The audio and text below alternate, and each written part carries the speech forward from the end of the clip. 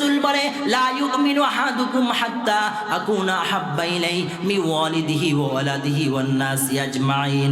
উম্মতেরা আমার, আমি রসুলকে তুমি তোমার জীবনের চাইতে বেশি ভালোবাসতে হবে, তোমার সন্তানাদির চাইতে বেশি ভালোবাসতে হবে, তোমার পিতামাতার চাইতেও বেশি ভালোবাসতে হবে, এমনকি দুনিয়ার সমস্ত মানুষের চাইতে আমি রসুলকে তোমাকে বেশি ভালোবাসতে হবে। বলেন সুবহানাল্লাহ।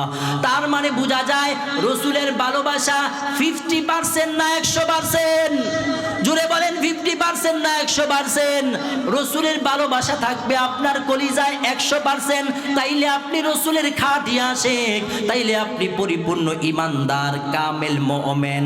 ভাইয়েরা আমার, বন্ধুরা আমার, ইমাম আহমদ ইবনে হাম্বল রাহমাতুল্লাহি আলাইহি রসুলের সুন্নতের গুরুত্ব দিয়েছেন। কেন গুরুত্ব দিয়েছেন? রসুল বলছে আমাকে ভালোবাসতে হবে সব কিছুর চাইতে ঊর্ধ্বে। রসুলকে আমরা কিভাবে ভালোবাসবো? পদ্ধতিটা কি, পথটা কি, রীতিনীতিটা কি? রসুল বলেন মান আহাব্বা সুন্নতি ফাকাদ আহাব্বানি। যে সমস্ত উম্মতেরা আমার সুন্নতকে ভালোবাসবে সে সমস্ত উম্মতরা আমি রসুলকেই ভালোবাসলো। জোরে বলুন সুবহানাল্লাহ। ওমান আহাব্বানি কানা মাই ফিল জান্নাহ। আমার হাবিব জানায় দেয় উম্মত,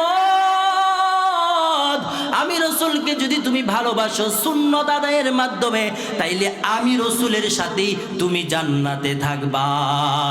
সুবহানাল্লাহ। রসুলের ভালোবাসা 50% না 100%? 50 না 100? রসুলের ভালোবাসায় কোনো ঘাটতি থাকা যাবে? বলেন যাবে? তাইলে এই কনকনে শীতের মধ্যে আইসা ওয়াজ শুনতেছেন, এটার লাভ আছে, এটাও রসুলের একটা সুন্নত। বলেন কি সুন্নত? কি সুন্নত? সুন্নত। এই যে ঠান্ডা সহ্য করতে পারেন না, হাদিস শুনেন, রসুল বলেছেন জাহান্নাম আল্লাহর কাছে অভিযোগ করেছে, আল্লাহ জাহান্নামের এক অংশ আরেক অংশকে খেয়ে ফেলতেছে, আমাকে আপনি অনুমতি দেন নিঃশ্বাস ফেলা। আল্লাহ পাক জাহান্নামকে বছরে 2টা নিঃশ্বাস ফেলার অনুমতি দিছে। কয়টা বাবা? বলেন কয়টা? 2টা। জাহান্নামের অংশটা 2 ভাগে বিভক্ত। একটা সাইড গরম আগুন, আরেকটা সাইড ঠান্ডা শীতল কুয়াশা। যখন জাহান্নাম তার গরমের হাফ ছাড়ে, নিঃশ্বাস ছাড়ে, তখন পৃথিবীতে গরম হয়, গরমকাল হয়। আর যখন জাহান্নাম তার ঠান্ডা কুয়াশার অংশের নিঃশ্বাস ছাড়ে, তখন পৃথিবীতে শীত হয়, শীতকাল হয়, কুয়াশা হয়। এই জন্য এত শীত। এই শীত সে কোথ থেকে নিঃশ্বাসটা ছাড়ে? ওই 7 জমিনের নিচ থেকে এই নিঃশ্বাস ছাড়লে দুনিয়াতে যদি এত শীত হয়, আপনারা যখন জাহান্নামের আসামি বানাইয়া ওই জাহান্নামের শীতের মধ্যে ঢুকাইবে, তাইলে শাস্তিটা কেমন হবে বুঝছেন? কেমন হবে? সহজ না কঠিন? সহজ না কঠিন? কঠিন শাস্তি হবে ভাইয়েরা আমার। এই জন্য রসুলের সুন্নতের মধ্যে আমাদের মুক্তি। রসুলের সুন্নত আমাদেরকে আদায় করতেই হবে। রসুলের সুন্নত আপনার ব্যক্তিগত জীবনে আদায় করতে হবে। রসুলের সুন্নত আপনার পারিবারিক জীবনেও আদায় করতে হবে। রসুলের সুন্নত আপনার অর্থনৈতিক জীবনেও আদায় করতে হবে। রসুলের সুন্নত আপনার সামাজিক জীবনেও আদায় করতে হবে। রসুলের সুন্নত আপনার রাষ্ট্রীয় জীবনেও আদায় করতে হবে। রসুলের সুন্নত আপনার আন্তর্জাতিক জীবনেও আদায় করতে হবে। যদি রসুলের সুন্নত থাকে, আপনার জীবন জিন্দিগি লাইফস্টাইল রসুলের সাথে মিলে যায়, তাইলে আপনি রসুলের সাথেই জান্নাতে থাকবেন। বলেন সুবহানাল্লাহ।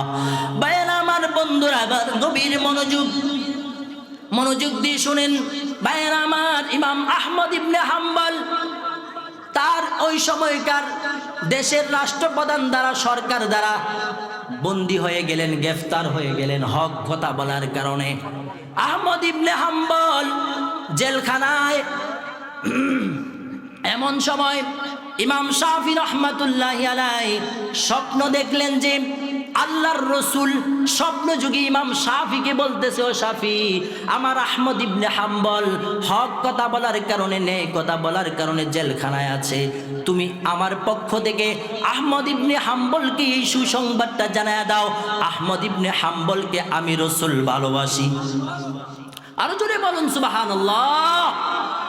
ইমাম শাফি উনি জেলের বাইরে, আর ইমাম আহমদ ইবনে হাম্বল উনি জেলের ভিতরে। স্বপ্ন দেখছে ইমাম শাফি, ইমাম শাফি রাহমাতুল্লাহি আলাইহি তার এক চাকর দিয়া, গোলাম দিয়া, খাদিম দিয়া এই সুসংবাদ জেলখানায় পাঠাইছে আহমদ ইবনে হাম্বলের কাছে। আহমদ ইবনে হাম্বল রাহমাতুল্লাহি আলাইহির কাছে ওই খাদিম গিয়ে বলতেছে, ও জমানার ইমাম আহমদ ইবনে হাম্বল, আল্লাহর রসুল সুসংবাদ পাঠাইছে। সুসংবাদ কি জানেন? রসুল বলছে আহমদ ইবনে হাম্বল রে রসুল নিজে ভালোবাসে। তখন আহমদ ইবনে হাম্বল এই সুসংবাদ পাইয়া খুশি হওয়ার কথা ছিল, কিন্তু খুশি না হইয়া আহমদ ইবনে হাম্বল কান্না শুরু করেছে, চিৎকার করে করে ফুফিয়ে ফুফিয়ে কান্না শুরু করেছে। তখন ওই ইমাম শাফি রাহমাতুল্লাহি আলাইহির খাদেম বলে, ও ইমাম, আপনি কেন কান্না করতেছেন? সুসংবাদ নিয়ে আসছি, রসুলের পক্ষ থেকে সুসংবাদ নিয়ে আসছি, তারপরও কেন কান্না করতেছেন? ইমাম আহমদ ইবনে হাম্বল বলে, ও গোলাম, তুমি জানো নি সুসংবাদ নিয়ে আসলে যেই ব্যক্তি সুসংবাদ নিয়ে আসে তারে কিছু হাদিয়া দেওয়া সুন্নত। আরো জোরে বলুন। সুসংবাদ নিয়ে আসলে যে নিয়ে আসে তারে কি দেওয়া সুন্নত? হাদিয়া দেওয়া সুন্নত।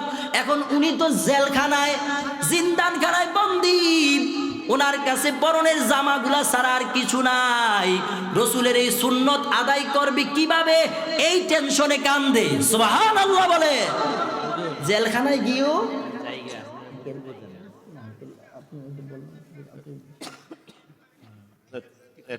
এক মিনিট সালাম দিয়ে দেন। সন্তান ভাই কারা নেই না, এটা আপনার ওই যে মাসুম বিদ্যা কি না? না না, আমার দাদার নাম মঙ্গল সর্দার। মঙ্গল সর্দারের নাতি। উনি আমার বাবা। আমি আপনাকে চিনি। সম্মানিত উপস্থিতি, আমাদের প্রধান অতিথির একটু তারা আছে, ওনার একটু কাজ আছেন, উনি আমাদের একটু সংক্ষিপ্ত বক্তব্য রাখবেন। কুমিল্লা